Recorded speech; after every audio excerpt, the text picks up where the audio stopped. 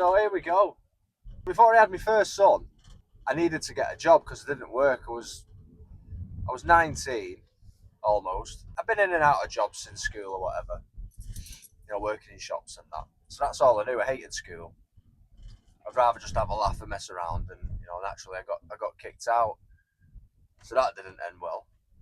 I ended up getting a proper job, which I considered a proper job because it lasted 10 years. And that was working for the supermarket, Summerfield, which then changed to Co-op. In the early days, it was all right, but if you're there now, or you've been there, or even in your job now, you're getting paid well, but you're still not happy with where you are. You have that burden on your shoulder where you don't want to be there, and that is strain and stress. Because I've been there, I've done it, and I know how hard it is, especially for them shop workers. You got to smile and maintain this appearance that everything's all right, and you can sort all the problems out when really, in reality, you're hating it. The customers are being so rude to you. It just drags you down over many years.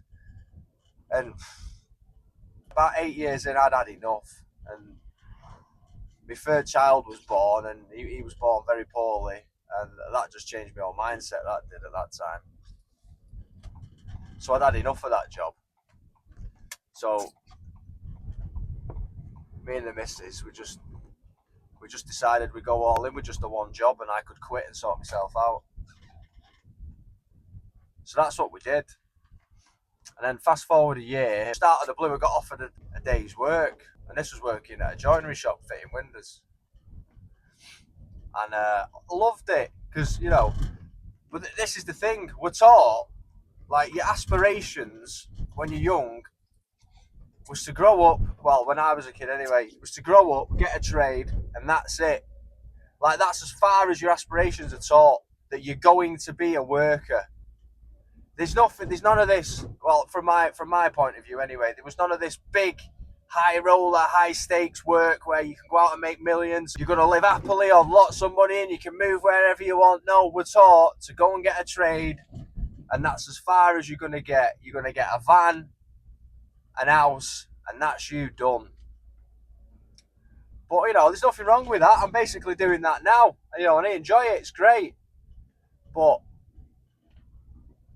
you're just taught to be a worker for other people, and that's just what didn't sit right for me. I don't like being told what to do, and I put up with it for years. And I finally got offered a job. After this day's work, they give me a job, and it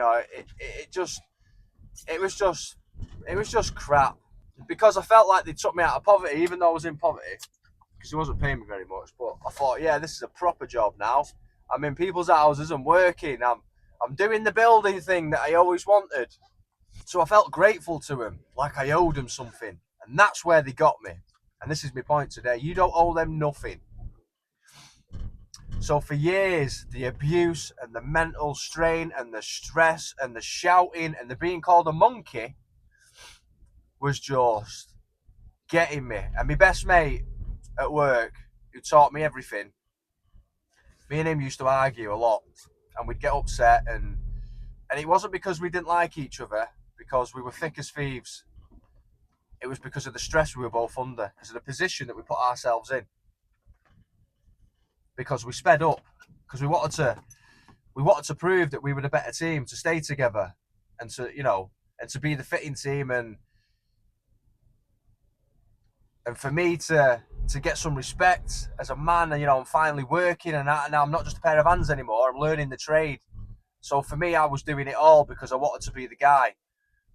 And my mate was, he'd been messed around, he'd been kept in the shop, and then he was told he was going out to work, and he just wanted to stay out and work. So he worked hard to prove that they should keep him out on site. So between us, we're both digging our own grave.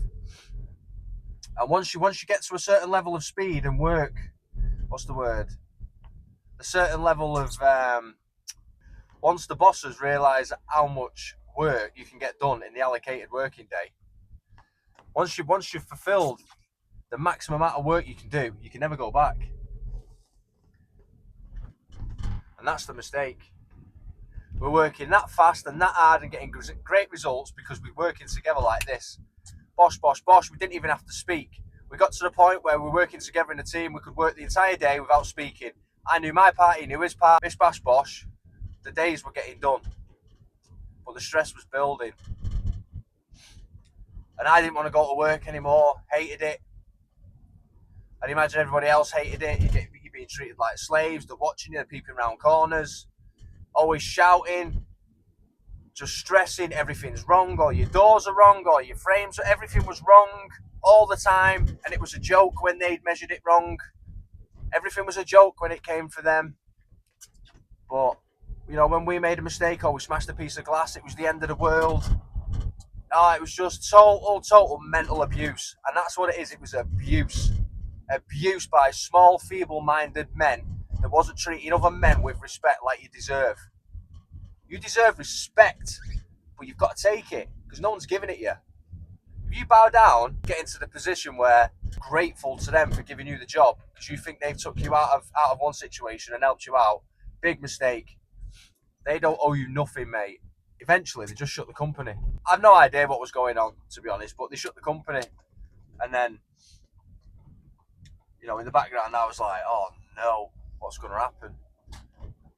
But they got me a job, to be fair. I finished on the Friday, and they had me a job on the Monday. And this was at a new company. And the old company that I worked for, that went bust, they used to tell us stories about this company that I was going to. And they used to say it was outdated, it was old, it was rubbish, they weren't as good as us, and this and that, and they were just tooting their own horn. And when I got there,